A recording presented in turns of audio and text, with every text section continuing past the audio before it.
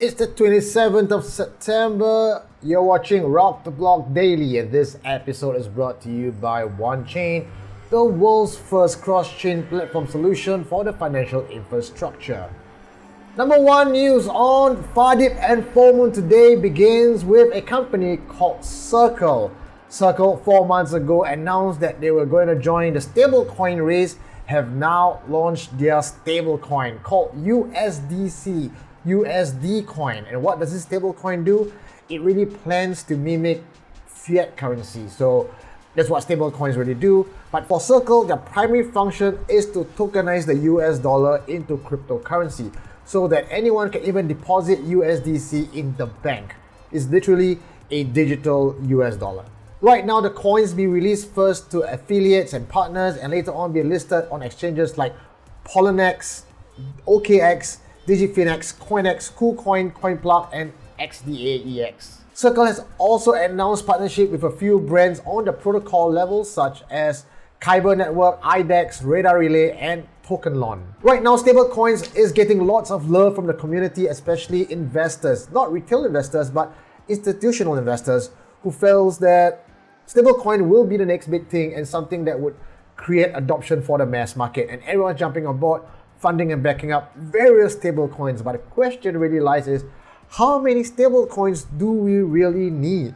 So once again, we are seeing the stablecoin race as it did for the protocol race, where everyone was creating protocols, everyone was creating wallets, and now everyone's creating stablecoins.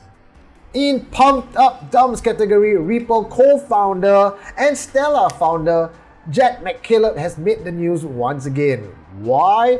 News was that Jed has been selling Ripple off onto the exchange and capitalizing on the recent rise of XRP value.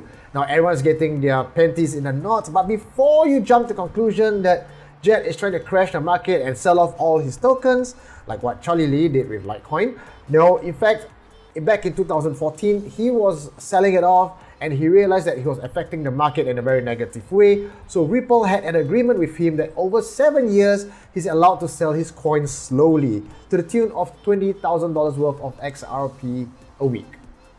Now that's not enough to move the market, but still quite enough for the man to live very comfortably with the rest of his family, because right now he owns 9 billion XRP. And there's also the other agreement that he cannot exceed his sales of 0.75% of XRP daily volume. So really there is a lot of safeguard mechanisms in place that Jed will not crush the market. So don't get panic about it, all right? So I know everyone's talking about it like, oh, he's selling the coin, he's selling coins. That's more story to that, okay? So moving on next to Mediasizing the Regulators. SEC has once again delayed their decisions on the ETF ruling. Now this is no surprise to any of us because this is probably the third time, I think, or maybe the fourth. So really about the ETF, we have talked about it once, and we'll talk about it many times. Initially, it sounds like a great idea that when you have an exchange-traded fund where mass market money will come in, because look, people don't need to learn about Bitcoin or the technology behind it. They can just park their money into an ETF fund and still benefit from the profits that come with the market. However, if you think about it on a larger scale, ETF is killing decentralization because all these various companies with license to have this exchange-traded fund collects all this money, and let's say Bitcoin has a fork. A vote is required. Those who have bought into ETF don't really have the voice to vote. They don't even hold on to their private key. Or in the case of a fork, will these exchanges of houses really give the benefits back to the people holding the coin? I don't think so.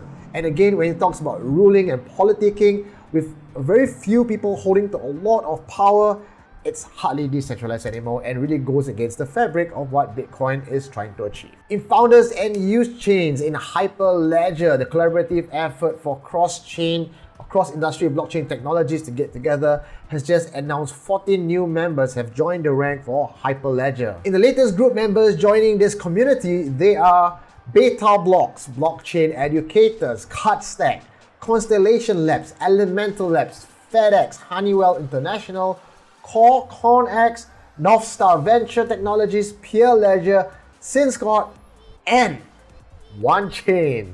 Let's hear what OneChain have to say about this in a release statement. OneChain CEO and founder Jack Liu said, OneChain is honored to join Hyperledger and become a part of the ecosystem to advance an open standard for distributed ledger technology.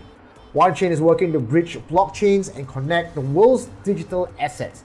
We are excited to collaborate with member organizations and enterprise to further develop and advance the industry as a whole. The OneChain team is looking forward to cooperating with such diverse and global community of industry leaders and contributing our insights on cross-chain technologies. So really kudos to the OneChain team. I'm really proud of them and really proud to be part of the OneChain family. It seems that they are really making a lot of headway, pushing a lot of boundaries, and really making an impact into cross-chain technology. Really, if you look at the world and the future of blockchain, cross-chain is where it really is at, where the value is at, because if you get all these siloed different applications and solutions, cross-chain brings everything together. All right, so that's all I have for you guys today. A lot for you to think, consider, and digest. I'll see you guys back here again tomorrow on Rock the Block Daily. Also, do stay tuned, like, subscribe to our channel, because on Friday, we're going to release a video to talk about EOS, Stellar, and XRP Ripple. Can these three coins really give Ethereum a run for the money? If Ethereum were to fall, could any one of these three coins really take its place? Well, join us on Friday to find out the answer. Alright, my name is Eugene Tay, signing out.